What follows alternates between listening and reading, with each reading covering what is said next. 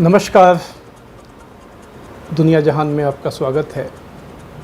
आज हम लोग बात करेंगे अमेरिकी लोकतंत्र के लिए लगातार बढ़ रही चुनौतियों की। किसी भी लोकतंत्र में जो डेमोक्रेसी का जो वेस्टर्न कॉन्सेप्ट है, पश्चिमी देशों का जो खुद अपना कॉन्सेप्ट है, उसमें सबसे अहम बात होती है फ्री एंड फेयर इलेक्शन। वयस्क मताधिकार, यानी जो भी वहाँ एक उम्र तय हो, उस उम्र के जो भी लोग हो गए हों उन सबको मताधिकार मिलना।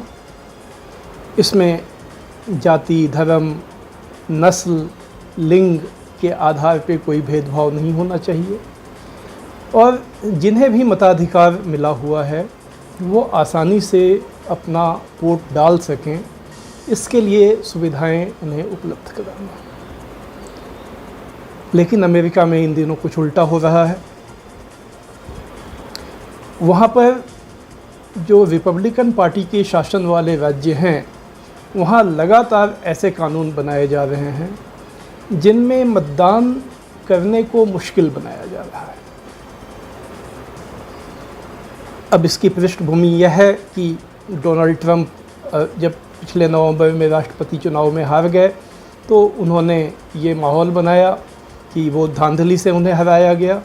काफ़ी समय तक उन्होंने पद छोड़ने से भी वो इनकार करते रहे और आज भी उन्होंने अपनी हार स्वीकार नहीं की है। उनका यही दावा है कि जो चुनाव में नियम ऐसे हैं जिसकी वजह से जो बाइडेन जीत पाए, अन्यथा उनकी ही जीत होती। रिपब्लिकन पार्टी पर आज भी ट्रंप का असर है, पूरी तरह से असर है, एक तरह से उनका वर्चस्व है। तो जो ट्रंप के और रिपब्लिकन पार्टी का अमेरिका के 50 में से ज़्यादातर राज्यों में शासन है।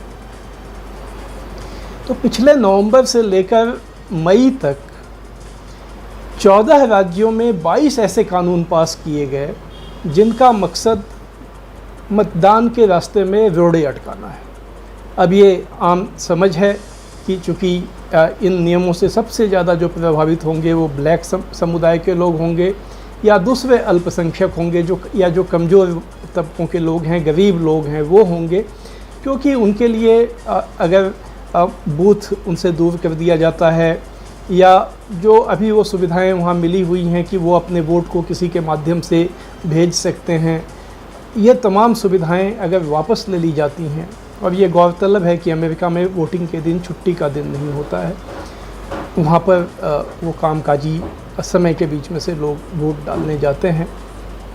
तो ऐसी परिस्थितियों में उनका वोट डालना मुश्किल हो जाएगा और ये तमाम तबके डेमोक्रेटिक पार्टी के वोटर माने जाते हैं। तो मकसद साफ है कि ये ऐसे नियम बना दिए जाएं जिससे कि ये लोग वोट ना कर सकें। अब ताज़ा घटना ये हुई है 2 दिन पहले कि एक एरिज़ोना राज्य में जो 2 नियम बनाए गए थे उसको चैलेंज किया गया था सुप्रीम कोर्ट में। एक्चुअली पहले जो उनका स्टेट लेवल का कोर्ट है, फेडरल अपील कोर्ट, उसमें लाया गया था। उस कोर्ट ने एरिज़ोना के कानून को खारिज कर दिया। उसके बाद वो मामला सुप्रीम कोर्ट में गया। अब सुप्रीम कोर्ट ने फेडरल कोर्ट के फैसले को पलट दिया और यह कहा कि जो कानून बनाया गया वो सही है, संवैधानिक। और इतना ही नहीं, उसने यह भी कह दिया कि जो स्टेट्स हैं वो ऐसे कानून बनाने में सक्षम। तो इसका मतलब ये हुआ कि जिन राज्यों में रिपब्लिकन पार्टी की सरकारें हैं वहाँ ऐसे कानून अगले चुनाव से पहले बन जाएंगे जिनसे वो उन वोटरों के लिए बहुत मुश्किल खड़ी हो जाएगी जिन्हें डेमोक्रेटिक पार्टी का समझा जाता है। अब सवाल यह है कि अगर ये स्थितियाँ हैं तो लोकतंत्र का क्या स्वरूप होगा। गौरतलब है कि अमेरिका में ब्लैक कम्युनिटी के लोगों को 1960 के दशक के मध्य तक वोट देने का अधिकार नहीं था। जब वहाँ राष्ट्रपति कैनेडी थे तब ये पहल की गई थी उनको वोटिंग राइट देने का, जिसके बाद कैनेडी की हत्या हो गई और जब लिंडन बी जॉनसन राष्ट्रपति बने तब एक्चुअल में वोटिंग राइट्स एक्ट पास किया गया था जिसके तहत इस कम्युनिटी के लोगों को वोट डालने का अधिकार मिला और उनके लिए सुविधाएं बनाई गईं कि वो वोट डाल सकें। अब अमेरिकी मीडिया के ही एक सेक्शन ने कहा है कि सुप्रीम कोर्ट ने जो कहा है, जो फैसला दिया है, वो उस वोटिंग राइट एक्ट्स को एक तरह से जला डालना है, उसके बहुत सारे हिस्सों को जला डालना है। तो अब एक बार फिर से जो अल्पसंख्यक हैं या जो कमज़ोर लोग हैं उनको उनके वोट डालने के रास्ते में बाधाएं खड़ी की जा रही हैं। अमेरिका में एकमात्र समस्या यही नहीं है, जेरीमैंडरिंग नाम की एक प्रथा है वहाँ पर, जिसके तहत जो स्टेट की सरकारें होती हैं वो कॉन्स्टिट्यूएंसी की सीमा तय करती हैं।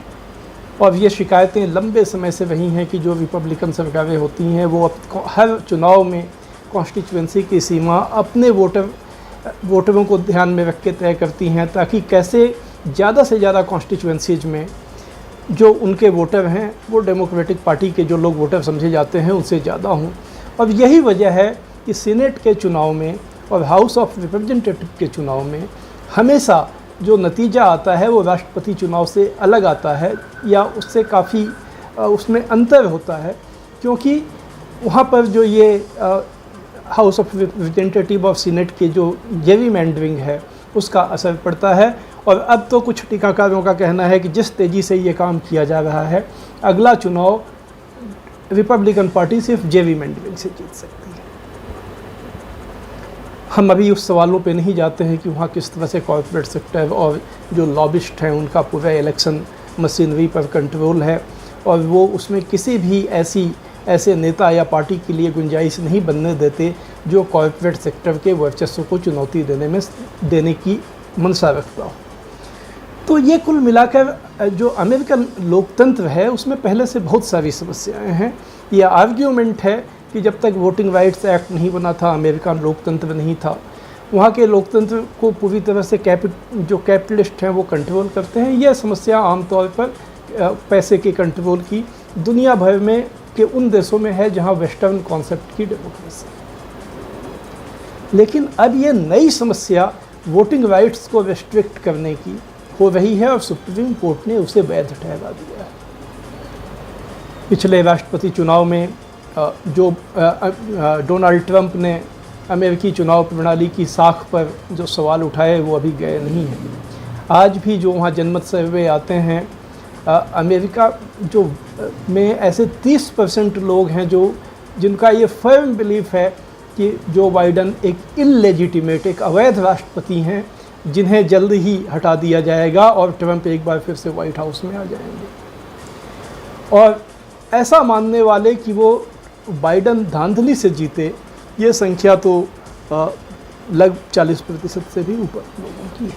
तो जिस देश में चुनाव प्रणाली पर को लेकर ऐसी अविश्वसनीयता हो, लगातार वहाँ ऐसे कदम उठाए जा रहे हों और उसके खिलाफ जो एक कोशिश की गई राष्ट्रीय स्तर पे कानून बनाने की, जो कि हाउस ऑफ रिप्रेजेंटेटिव में पास किया गया इसलिए कि वहाँ पर फ़िलहाल डेमोक्रेटिक पार्टी की मेजॉरिटी है, वो कानून सीनेट में पास होने की संभावना नहीं है, क्योंकि उसके लिए आरोप है कि जितनी फाइटिंग स्पिरिट दिखानी चाहिए जो बाइडन उससे पीछे जा रहे हैं, क्योंकि वो कुल मिलाकर एक समझौतावादी नेता हैं और वो कोई भी ऐसा काम नहीं करना चाहते जिससे जो वहाँ का जो सिस्टम है उसकी बुनियाद हिले।